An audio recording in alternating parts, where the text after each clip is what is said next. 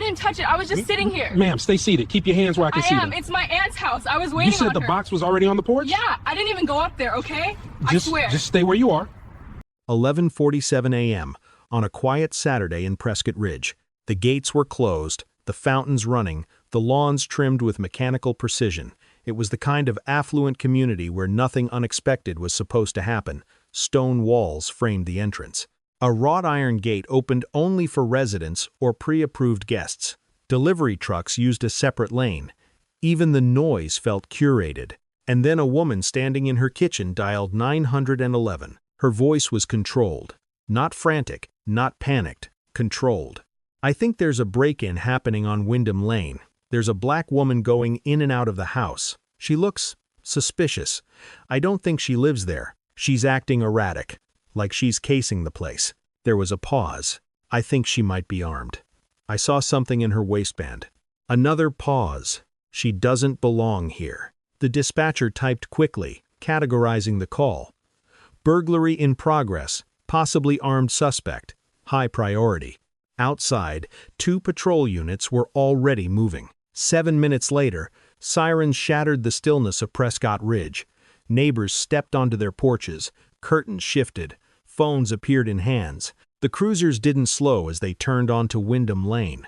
They didn't stop at the mailbox. They didn't check the moving truck parked in the driveway. They pulled straight onto the freshly laid sod of the front lawn. And there she was, standing on the porch in jeans and a Navy Howard University sweatshirt, holding a cardboard box labeled in black marker, Naomi's Books. Her name was Denise Ayanna Carter. 3 weeks earlier, the United States Senate had confirmed her appointment to the federal bench. But in that moment, none of that mattered. Because to someone watching from across the street, she was just a suspicious black woman. And the officers stepping out of their cruiser with weapons drawn had already decided who she was. The first command came before Denise could even process what she was seeing. "Drop it! Hands where I can see them!" 2 service weapons were pointed directly at her chest. For half a second, everything felt unreal. The sun was bright. The air still smelled like fresh sod. A moving truck idled in the driveway.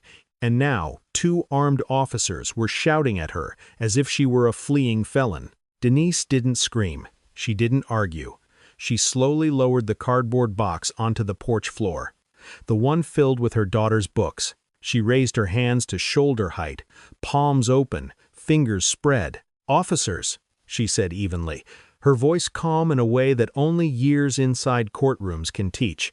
"My name is Judge Denise Carter. This is my home. I just moved in this morning. I can show you my identification." The older officer smirked. "Sure you are," he replied. "And I'm the mayor. Step off the porch, now." Inside the house, 10-year-old Naomi had moved from the kitchen to the living room window when she heard the sirens. She pressed her hands against the glass, confused. Her mother was just standing there. Why were they yelling? Denise took one careful step down from the porch. "I'm complying," she said. "My ID is in my back pocket. My daughter is inside. She's 10 years old. Please don't scare her." The second officer circled left, cutting off the doorway behind her. The first kept his weapon raised. "On the ground," he barked. Denise lowered herself to one knee. "I am not resisting." She never finished the sentence. The officer lunged forward, grabbed her right wrist, twisted it sharply behind her back, and drove her face first into the lawn. The impact forced the air from her lungs. Fresh dirt pressed into her cheek. Grass stuck to her skin.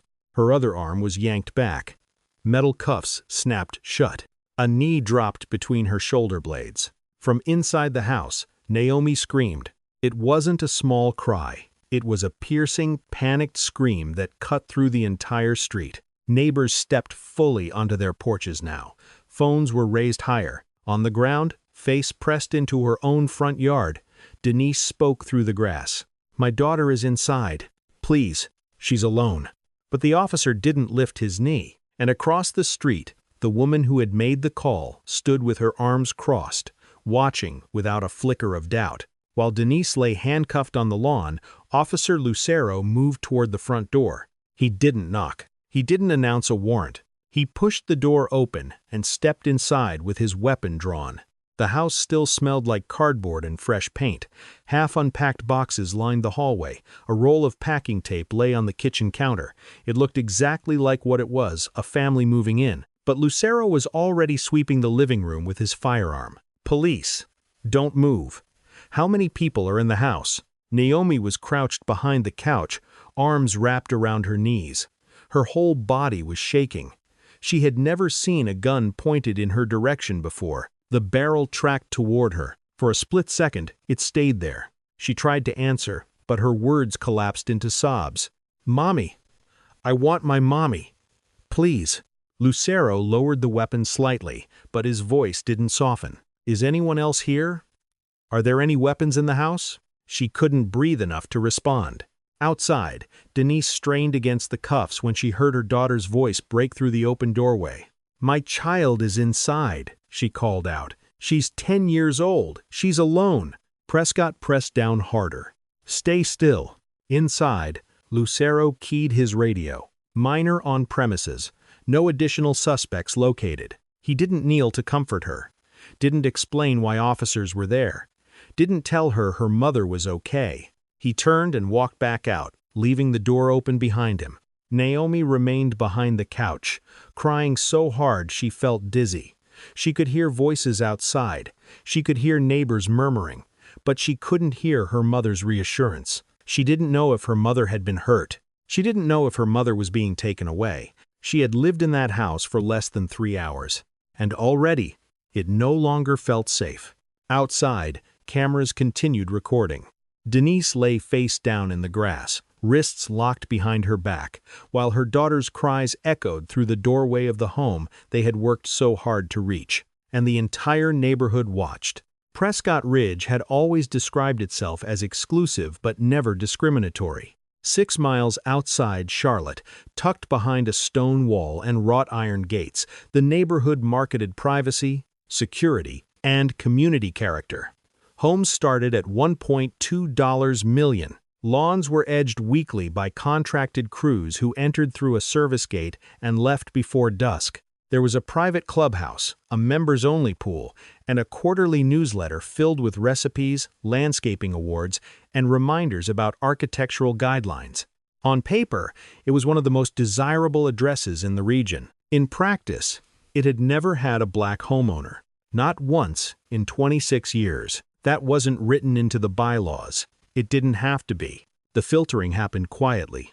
The Homeowners Association, led for over a decade by its president, Karen Langford, prided itself on protecting property values. Karen was a retired real estate broker with a firm smile and an even firmer grip on the neighborhood's culture. She attended every closing, welcomed every new buyer, reviewed every landscaping request personally. Under her leadership, police had been called to Prescott Ridge 14 times in the last 3 years for suspicious individuals. Every single call involved a person of color. A black landscaper hired by a resident was detained for 25 minutes while his employer watched silently from her porch. A Latino delivery driver was followed in an SUV from the gate to his final stop and back again. A biracial couple touring a listing was held at the entrance while Karen personally phoned the listing agent to verify authorization. None of those incidents resulted in charges. None were formally challenged, because in Prescott Ridge, suspicion wasn't seen as prejudice. It was framed as vigilance. Residents called it being careful, protecting their investment, preserving the feel of the community. And so when Karen saw a black woman unloading boxes at 4912 Wyndham Lane that morning, her mind did not register new neighbor. It registered disruption. She had already called 2 other residents before dialing 911. Did you know someone was moving into the Wyndham house? No one had. To Karen, that absence of prior notice felt like confirmation. Something wasn't right. And in a neighborhood that had quietly trained itself to equate difference with danger, that was all the evidence she believed she needed. Denise Ayanna Carter had not spent her life trying to enter spaces like Prescott Ridge. She had spent her life fighting systems that quietly kept people out of them. She grew up in Sandtown, Winchester, a neighborhood in West Baltimore better known for boarded windows than manicured lawns. The apartment she shared with her mother and two younger siblings had peeling paint and unreliable heat. There were nights the electricity flickered out, weeks when groceries stretched thin. Her mother, Gloria, worked double shifts as a hospital custodian. She came home exhausted, hands cracked from cleaning chemicals, but she never let her children see defeat. She had one rule: you will study, you will read, you will become something they can't take from you. Denise listened. She graduated valedictorian from a public high school that didn't offer advanced placement classes and had a gymnasium with a leaking roof. A full scholarship carried her to Spelman College, another to Howard University School of Law, where she graduated at the top of her class. She clerked for a federal appellate judge on the Fourth Circuit.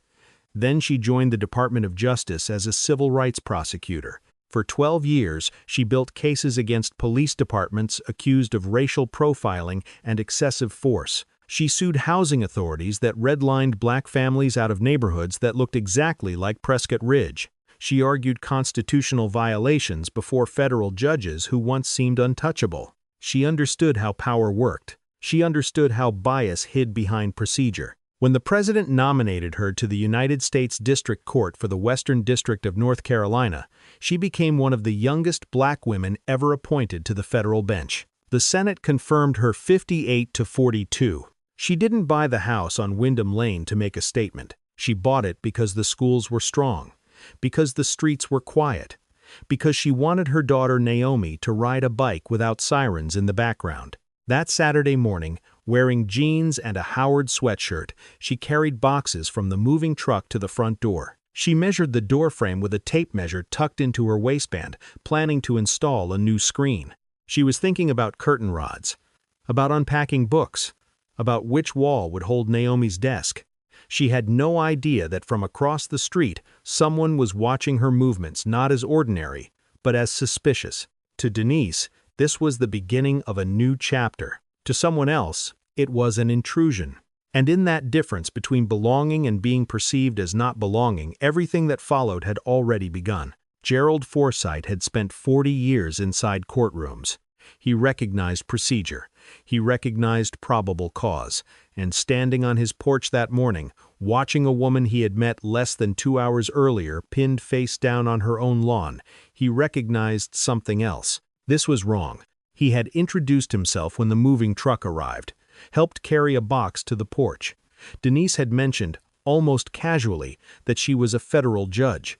Gerald had smiled, impressed but unsurprised. She carried herself like someone accustomed to being heard. Now she was being silenced with a knee in her back. Gerald didn't hesitate. He stepped off his porch and walked across the lawn, steady, deliberate, holding Denise's wallet and the manila folder she had asked him to grab from the kitchen counter when the shouting began.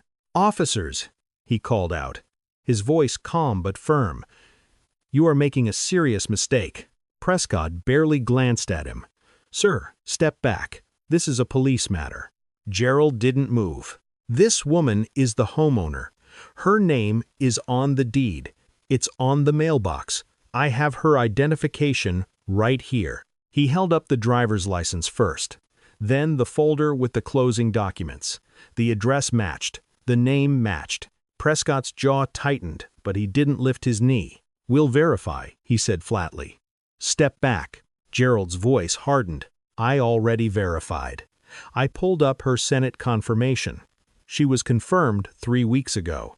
She is a sitting federal judge." He turned his phone screen outward. There it was, Denise's photograph beneath a national headline announcing her appointment to the United States District Court. For a fraction of a second, Prescott froze. His eyes moved from the screen to the woman pressed into the grass. Dirt streaked her cheek. Her wrists were cuffed behind her back. The image on the phone matched the woman under his knee. Lucero, standing a few feet away, went pale. The street, moments ago filled with commands and Naomi's cries, fell into an uneasy silence. Gerald lowered the phone slowly. "I suggest," he said, his voice now low and measured, "that you uncuff her immediately and call your supervisor before this becomes something you cannot undo." Prescott did not apologize. He did not remove the cuffs. Instead, he reached for his radio. "Dispatch," he said, his tone suddenly less certain. Unit 14 requesting a supervisor at 4912 Wyndham Lane. Possible misidentification. Need guidance. On the ground, Denise closed her eyes for a moment, not in relief, in calculation, because she understood, perhaps better than anyone standing there, that the next decisions would not just determine how this morning ended, they would determine how far this would go. Sergeant Rita Bowman arrived 6 minutes later. She stepped out of her cruiser and took in the scene in a single sweep, the moving truck in the driveway, the cardboard boxes on the porch, the neighbors holding up their phones, the open front door, and at the center of it all, a black woman in handcuffs sitting on her own lawn. Bowman had 22 years on the force. She didn't need anyone to explain that something had gone very wrong. Gerald Forsythe met her halfway, handing over Denise's driver's license and the closing documents without a word. Bowman examined the license first. Denise A. Carter. The address matched. She flipped through the deed. Official county seal, recorded 3 weeks earlier. Then she glanced at Gerald's phone, still open to the Senate confirmation article. Bowman turned slowly toward Prescott. Uncuff her, now. Prescott hesitated. Sarge, the call said, possibly armed. I said uncuff her. The cuffs came off. Denise sat upright slowly, rubbing the red marks around her wrists. There were blades of grass tangled in her hair, dirt streaked across her cheekbone, but her posture was steady. My daughter, she said immediately. She's inside. She's been alone this entire time. Bowman nodded once and walked toward the house. She entered without drawing her weapon. Inside, she found Naomi still behind the couch, shoulders trembling, eyes swollen from crying. Bowman lowered herself to the floor. Hey, she said gently, your mom is okay. She's right outside. She's coming to get you. Naomi didn't move at first. Then she ran past Bowman and straight into Denise's arms at the doorway. Outside, Bowman's tone changed. She faced Prescott and Lucero squarely. What probable cause did you establish before drawing weapons? Neither answered. Did you verify ownership? Silence. Did you check the mailbox? The moving invoice taped to the truck? The deed? Prescott looked at the ground. Bowman reached forward and removed both officers' body cameras herself. She unclipped their radios. Then she stepped aside and made a call. Within the hour, the precinct captain knew. Within 2 hours, the chief knew. And before sunset, the Charlotte FBI field office received formal notification, because this was no longer just a departmental mistake. This was the assault of a sitting federal judge on her own property. And when the Civil Rights Division at the Department of Justice opened a file that afternoon, several attorneys recognized the name immediately. Denise Carter had worked beside them for 12 years. Now her name was on the intake form not as prosecutor, as victim. By Saturday evening, the footage was already secured. Internal Affairs pulled the body camera files within hours. A copy was logged into evidence. Another was transmitted to federal investigators. There would be no missing tape, no corrupted files, no gaps in the timeline. The video began inside the cruiser. Prescott was driving, sirens on, lights flashing against the windshield. Lucero adjusted his vest. Prescott glanced sideways and smirked. Bet you $20, he said casually. It's a crackhead. Lucero laughed. The timestamp was clear. The audio was clean. 7 minutes later, the cruiser rolled onto Wyndham Lane, without pausing at the curb, without running the address, without even glancing at the mailbox that already displayed Carter in neat black lettering. The footage showed Prescott stepping out with his weapon drawn before assessing the scene. It showed Denise standing calmly on her porch, holding a box. It captured her voice, steady, measured. My name is Judge Denise Carter. This is my home. It captured Prescott's reply. Sure you are. The camera did not look away when he grabbed her wrist. It did not cut when her face struck the ground. It recorded the exact moment his knee pressed into her back. It recorded her words beneath him. My daughter is inside. She's 10 years old. Please don't scare her. Lucero's camera told the rest. No warrant. No exigent circumstances beyond assumption. A drawn weapon sweeping across a half-unpacked living room. A 10-year-old girl sobbing behind a couch. Don't move, he ordered her. The footage ended with neighbors' phones still raised.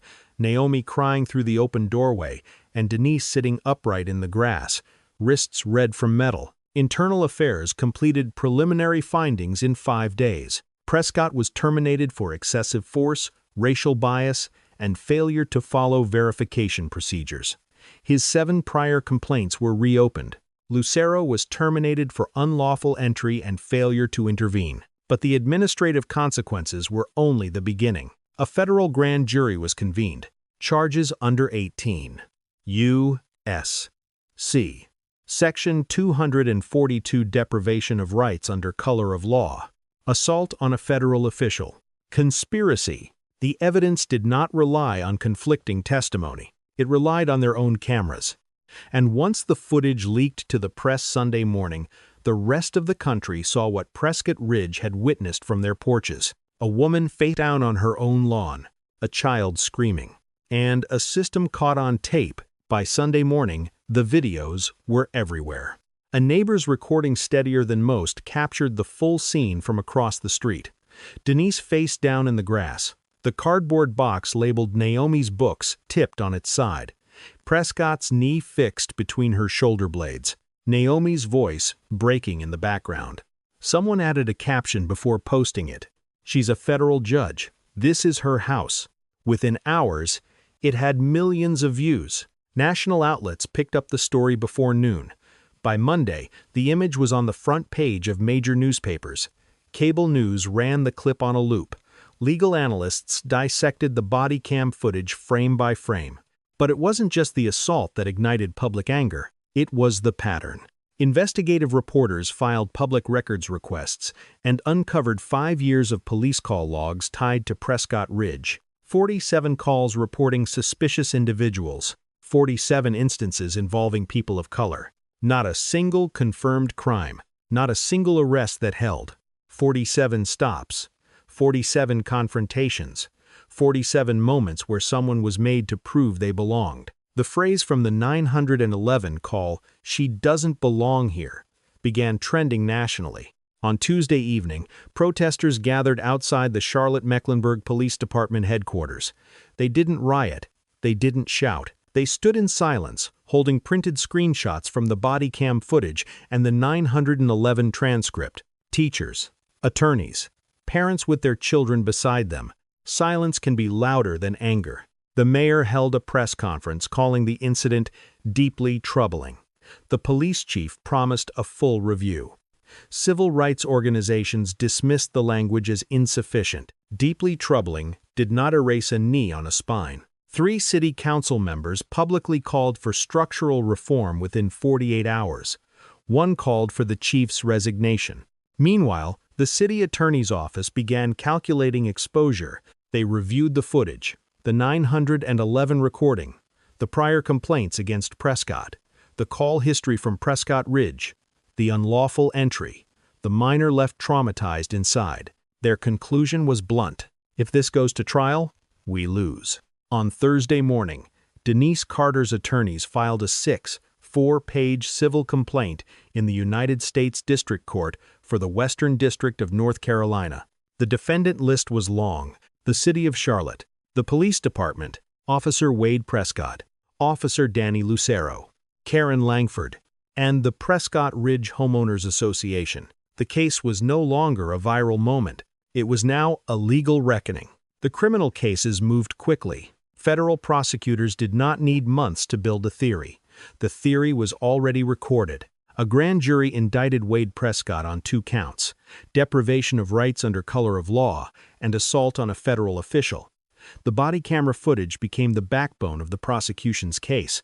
Jurors watched it in silence: the smirk in the cruiser, the drawn weapon, the forced takedown, the knee pressing into Denise's back while she identified herself again and again. The defense argued split-second decision-making, officer safety, a high-risk call. The prosecution played the tape again.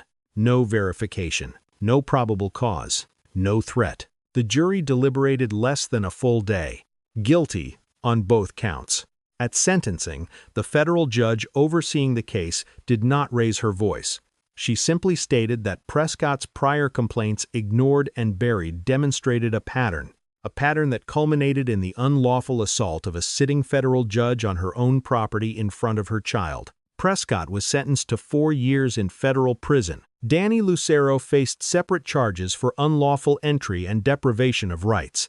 His attorney argued he had followed a senior officer's lead, that he was inexperienced, that he did not intend harm. The court rejected the argument. Following orders, the judge said, is not a defense when the orders violate the Constitution. Lucero received 18 months. Karen Langford's case was different but no less serious. The 911 recording was played in court. Her voice was steady, calculated. The phrase, "she doesn't belong here," echoed in the courtroom speakers. Prosecutors presented her prior call history, 14 previous reports, every one involving a person of color. Then the HOA emails surfaced messages urging residents to protect the character of the community before it changes. Faced with the evidence, Karen pleaded guilty to filing a false police report and to a federal hate crime under 18 U.S.C. Section 249. She was sentenced to 2 years in federal prison. Legal analysts called it historic. For the first time in North Carolina, a weaponized 911 call rooted in racial targeting resulted in a federal hate crime conviction. The message was unmistakable. A phone call made with the intent to provoke an armed police response against someone because of their race was not a misunderstanding.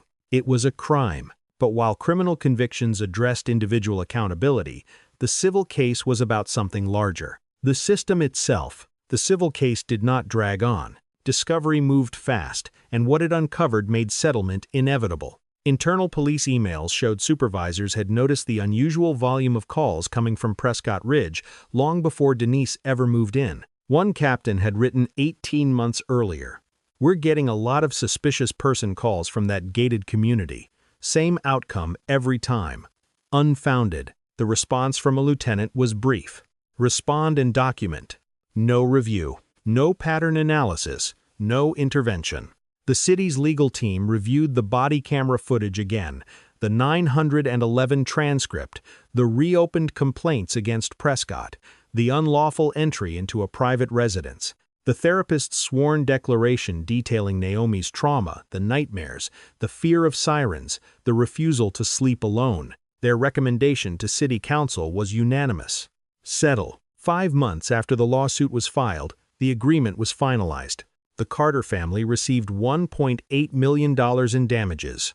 An additional $600,000 was allocated to the 47 individuals previously targeted by unfounded calls from Prescott Ridge. For the first time, their names were documented together, not as isolated incidents, but as evidence of a pattern. But the money was not the center of the agreement. The reforms were. The city agreed to establish an independent civilian oversight board with full investigative authority over police misconduct complaints. Not advisory, not symbolic. Investigative. Mandatory verification protocols were implemented for all property-related calls. Officers would be required to confirm ownership records, visually assess documentation, and attempt identification before escalating force. Quarterly demographic audits of police interactions would be conducted and published publicly. Department-wide retraining in implicit bias, de-escalation, and constitutional protections became mandatory, and body camera compliance shifted to zero tolerance. Any officer who failed to activate a camera during a civilian encounter would face immediate suspension pending review. Prescott Ridge's Homeowners Association was dissolved and restructured under new bylaws explicitly prohibiting discriminatory reporting practices. A bronze plaque was installed at the gated entrance. This community welcomes all residents equally. It was a sentence that should never have needed to be engraved in metal. But it was, because this case was no longer just about one morning on one lawn. It had forced a city to confront what it had quietly ignored. And it had turned a single sentence, "she doesn't belong here," into the catalyst for structural change. 1 month after the settlement was finalized, Denise Ayanna Carter walked into the Charles R. Jonas Federal Building in Charlotte for the first time as a sitting judge since the incident. She wore her judicial robe. Naomi held her hand. The hallway was quiet. A U. S. Marshall opened the door to her chambers. On her desk, placed carefully near her nameplate, sat a drawing Naomi had made during therapy. Two stick figures holding hands in front of a house with purple curtains in the window, the same curtains they had planned to hang that Saturday afternoon. Denise placed the drawing upright where she could see it from the bench. Her first case that week involved a housing discrimination complaint. A black family alleged they had been systematically denied a rental property despite meeting every financial requirement. The arguments were familiar, the legal standards clear. Denise ruled with the same precision she had always been known for, methodical, constitutional, unflinching. She did not reference her own experience. She did not need to. Outside Prescott Ridge, the bronze plaque at the entrance reflected sunlight against the stone wall. The words about welcoming all residents remained polished and visible. New sod had replaced the torn-up lawn where the cruiser's tires once cut deep tracks. Karen Langford's house sat empty for months before it finally sold. The HOA board was restructured under new bylaws.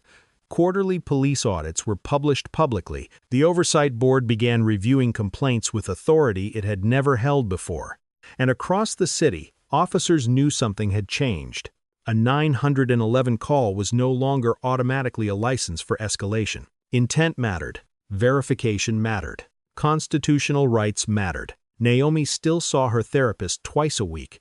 The nightmares came less often now. She rode her bike in the cul-de-sac with a new friend whose family had moved in after the story made national headlines. The street felt different, quieter, not because nothing happened there anymore, but because what happened there had consequences. A reporter once asked Denise, off the record, whether it felt ironic that she had to prove she belonged in a system she had spent her career defending. She paused before answering. "I didn't need them to believe I was a judge," she said. "I needed them to treat me like a citizen. That should have been enough." They had tried to decide who belonged. They had been wrong. And now, every time Denise stepped onto the bench, the Constitution stood exactly where it was always meant to stand, not as a shield for power, but as protection for the person on the ground, even when that person wears a robe, even when she doesn't.